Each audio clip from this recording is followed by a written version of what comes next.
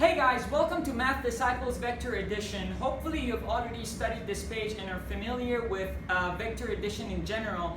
And now we're going to solve a question together. Let's just look at the question first. The question states an airplane heads north at a speed of 500 kilometers and meets wind from the west, coming from west at 800 kilometers per hour. What is the resultant velocity of the airplane relative to the ground? Before we start, we have to illustrate this through a vector diagram. There we have our compass. So let's draw the vectors first. We have our first vector, which is the airplane going at 500 kilometers per hour north. It is going north.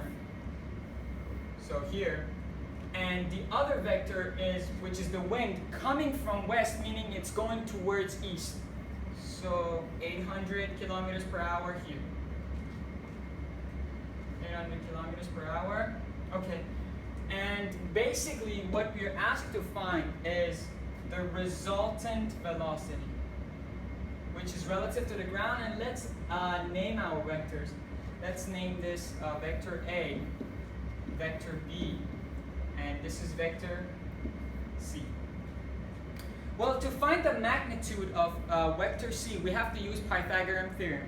And since we have the magnitude of both vector A and B, we can just put in the values inside the formula and find it instantaneously. So basically, let's write it down.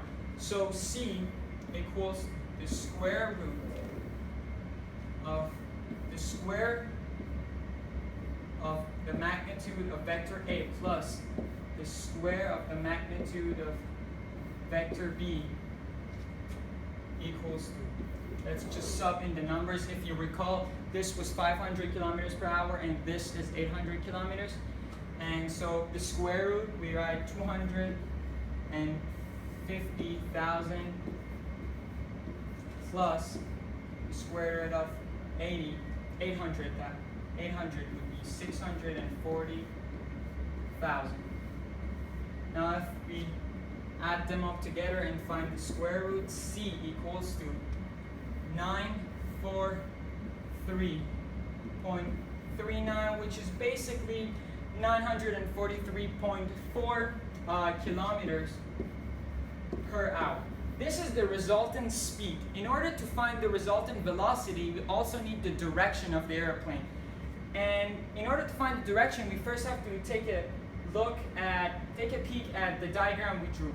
So this was 500, this is 800, and we need to find this angle. And to find that, we can use the trigonometry identities such as tan.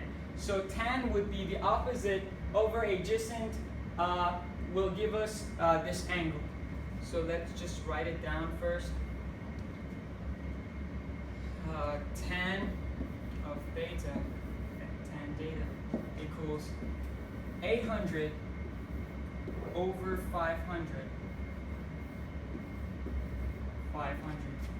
which is, if I'm not mistaken, it's tan theta equals 1.6, and to find it, we write tan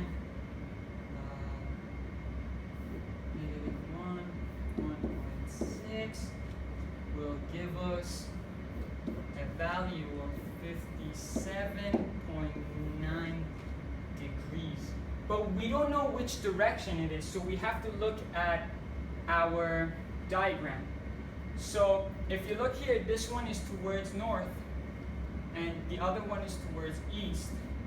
So our angle would be, if we round it up and say 58, and our speed is 943 kilometers, we can write 943.4 kilometers per hour, and with the direction of north 57.9, let's just say 58 east. This will be our resultant velocity and the final answer relative to the ground. Well, thanks for watching this video. In order to learn more questions, please watch the other videos. Thank you.